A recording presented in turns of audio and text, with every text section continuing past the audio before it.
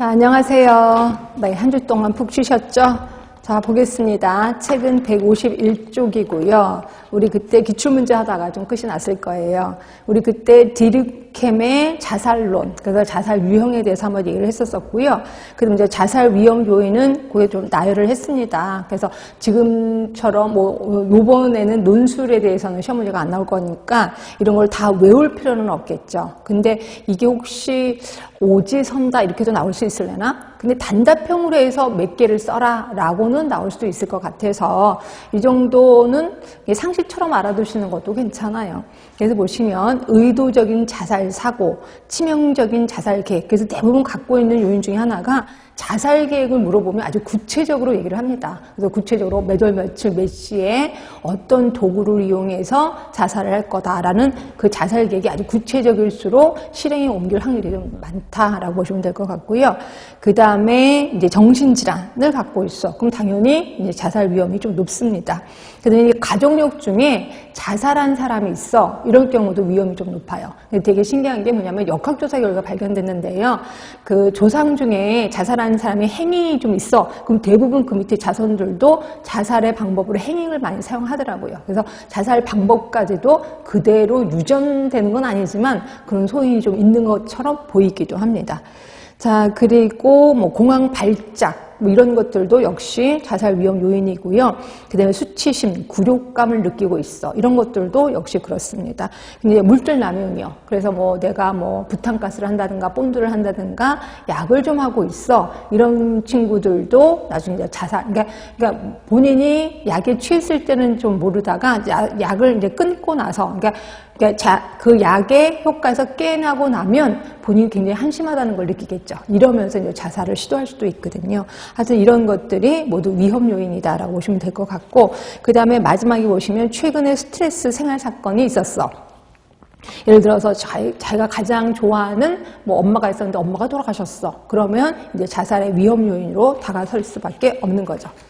자, 그리고 우리 인지 모델에 대해서는 저번 시간에 얘기했었을 거예요. 그래서 우리 핵심 믿음이 있고, 그 다음에 그 중간 믿음이 있고, 그 다음에 이렇게 되면 이제 자동적인 사고가 일어난다라고 얘기를 했었었죠. 그래서 우리 그때 기억했었던 거 기억하시죠? 제가 이제 제 예를 들어드렸잖아요. 그래서 나는 요리를 못하는 사람이야. 나는 음식을 잘 못 만드는 사람이야. 이랬을 때, 내가 이제 계속해서 나는 요리를 못하니까 또는 음식 솜씨가 없으니까 무능한 사람이야 라고 중간 믿음이 생긴다라고 얘기를 했고, 그리고 어떤 상황이 이루어졌어. 예를 들어서 우리 집에서 잔치를 하게 됐어. 그러면 나는 아예 난 못해 라고 생각을 자동적으로 하게 된다라고도 얘기를 했었을 거예요. 그래서 그걸 쭉 다시 한번 상기시키면 될 것 같고요. 자, 그리고 이제 두 번째 152쪽입니다. 152쪽의 두 번째 문제로 들어갈게요.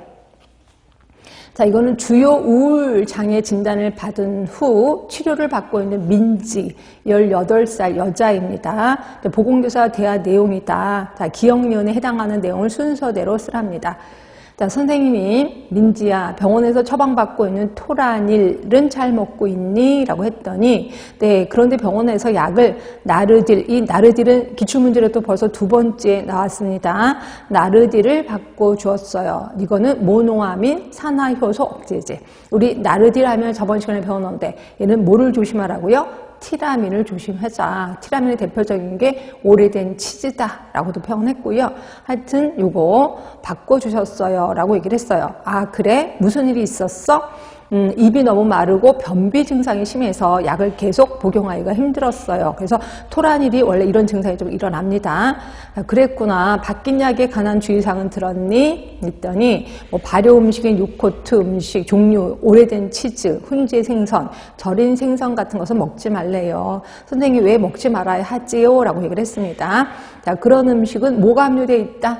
그렇지. 티라민이 함유되어 있어서 이거를 섭취하면은 고혈압성 위기 증상이 일어나게 되는 거죠. 그래서 이제 티라민 밑에 보이시죠? 자, MAO 억제제, 모노아민 산화효소는 신경조직과 간, 장간 같은 조직에서 발견되는 어쩌고저쩌고 써 있습니다. 한번 보시면 될 것 같고요.